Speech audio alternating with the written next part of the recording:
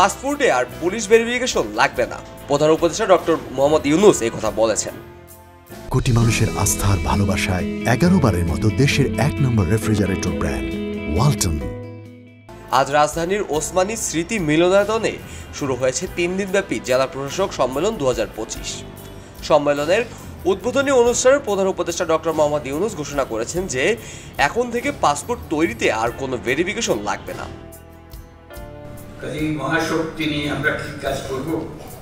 প্রধান উপদেষ্টার বক্তব্যে তিনি বলেন, পাসপোর্ট তো আমাদের নাগরিকদের অধিকারের একটি অংশ। আমি নাগরিক হিসাবে পাসপোর্ট পাওয়ার অধিকার রাখি। পুলিশ ভেরিফিকেশন কেন লাগবে? পাসপোর্ট, জন্ম সনদ, এনআইডি এগুলো তো নাগরিক হিসেবে পেয়েছি। এসবের জন্য তো কোনো পুলিশ ভেরিফিকেশন হয়নি। এখন পাসপোর্ট তৈরিতে পুলিশ ভেরিফিকেশন লাগবে না, এটি আমাদের অধিকার।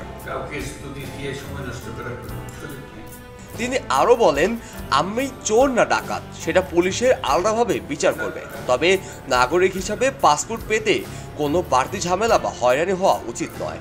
পাসপোর্ট হলো দেশের নাগরিকের পরিচয়পত্র, এখানে পুলিশ ভেরিফিকেশন কেন লাগবে? তিনি জনগণের মৌলিক অধিকার নিশ্চিত করার জন্য জনপ্রশাসনের প্রতি আহ্বান জানান। প্রধান উপদেষ্টা জেলা প্রশাসকের উদ্দেশ্যে আরো বলেন, প্রশাসনের কাজের ক্ষেত্রে একের উপর দোষ চাপিয়ে পার পাওয়া যাবে না। প্রশাসন শৃঙ্খল ভঙ্গ যেন না হয় সেদিকে খেয়াল রাখতে হবে। আমাদের কাজ হলো জনগণের অধিকার নিশ্চিত করা, তাদের সেবা পৌঁছানো এবং কোনো ধরনের হয়রানির সৃষ্টি না করা। ডক্টর মোহাম্মদ ইউনূস বিশেষভাবে উল্লেখ করেন, টাকা দিলে জন্ম সনদ মিলে, টাকা ছাড়া মেলে না, এটা হতে পারে না। সব সেবা জনগণের জন্য সহজতর এবং প্রক্রিয়া স্বচ্ছ হতে হবে। এখন থেকে সব সেবা অনলাইনে দিতে হবে, যেন জনগণ কোনো ধরনের দুর্ভোগে না পড়ে।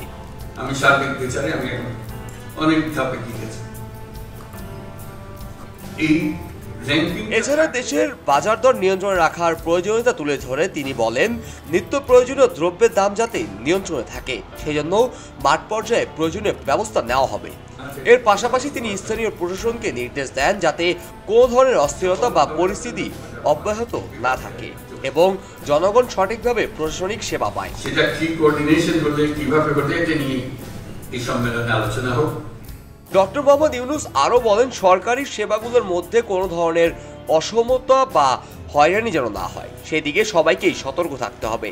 তিনি সকল জেলা প্রশাসকদের প্রতি আহ্বান জানান যে যেন তারা স্থানীয় পর্যায়ে জনগণের সমস্যাগুলো তাৎক্ষণিক সমাধান করে এবং সেবা পৌঁছানোর জন্য সব ধরনের প্রক্রিয়া সহজ ও দ্রুত করে। গাজী মোহাম্মদ আরাফাত, খবরের কাগজ। খবরের কাগজ, নিখাত, নির্ভীক,